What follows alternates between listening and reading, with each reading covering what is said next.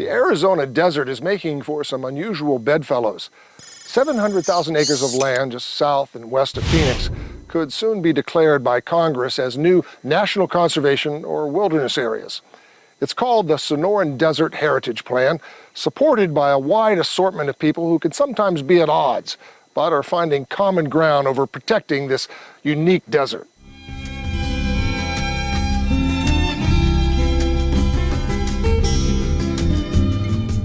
When people hear the term desert, they think there's nothing there, it's deserted. And the Sonoran Desert completely puts that myth to rest. I'm a little noisy when I hike, I probably smell, and the animals don't come around usually when I'm out. So we haven't seen much wildlife today, but there's wildlife living right here. Mike Quigley has to play a little Sonoran candid camera to actually see the animals. This is one of 7 cameras he has set up deep in the desert. It's quietly watched over the landscape for 5 months, capturing images of whatever happened to wander by. These cameras are motion censored. They also function at night, so we get to see what other species are sharing this land with us. Back at his computer, Quigley wades through hundreds of images. Today is a good day. Ring-tailed cats and some javelina. And he also has several shots of something people rarely see here, desert bighorn sheep. I think probably bighorn sheep are the iconic mammal species here. Quigley says as roads and power lines creep further into the Sonoran Desert, navigating around them becomes challenging for animals. And protecting this undisturbed habitat is critical.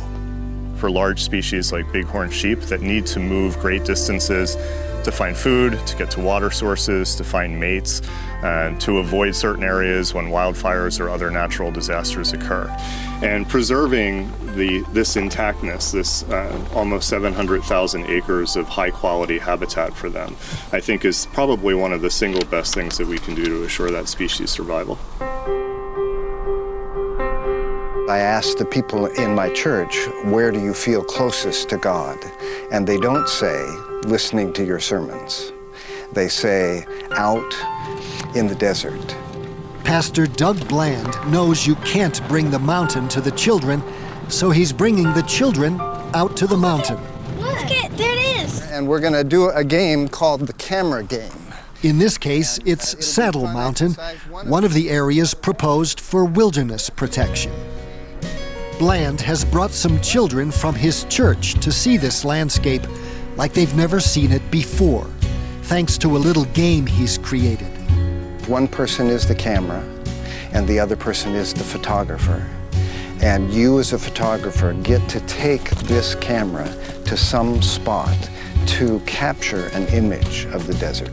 And you tap the camera one time on their shoulder, and they open their closed eyes just for 2 or 3 seconds, and then you tap them on the shoulder again, and they close their eyes. And then that exposure is imprinted in our imaginations. It turns out to be a powerful way to learn about the desert.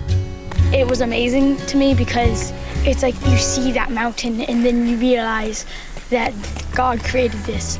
Some of those images stay with them for years afterwards. They can still see that picture in their mind. Unfortunately, the pictures they see are not always pretty. There's garbage around there.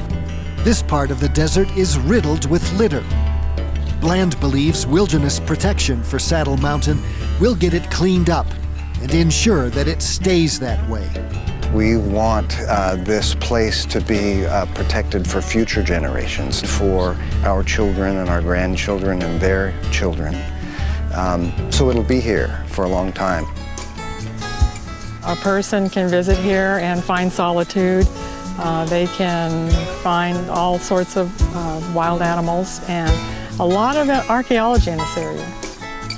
The sun has dropped behind the hills near Gila Bend, which means Roy and Ella Pierpoint's guests will be arriving shortly. These deer, coming from the hills just behind their wheat farm, drop by every afternoon like clockwork to do a little grazing, and the Pierpoints don't mind at all. It just gives me great pleasure that that something is out there wild, and they do their own thing and we do our own thing. Roy and Ella call the desert home and feel a strong connection to it, especially to its history. This is an area called Red Rock Canyon, and its walls are lined with centuries-old petroglyphs. I've never seen one like that before. Roy, look at this one. The sun rays is really interesting the way, there's so many. Look at all the detail in that one. But there is something else engraved on these walls. As you can see here, you had older petroglyphs, then you have your modern graffiti on top of it, which pretty well destroys it. These older cultures are actually, fundamental stepping stones to civilization today. And this is the only record we have. They didn't have a written language. The Pierpoints believe there are clear benefits to designating this as a wilderness area. Someone can come out here and view the petroglyphs and the cultural features 1,000 years from now. And that's really priceless. That's a heritage that we can pass on to the people that come after us. It's the golden heritage of Arizona. It's very important to our state. Besides preserving our airspace, the state of Arizona is known for its desert. So to be able to preserve it is important.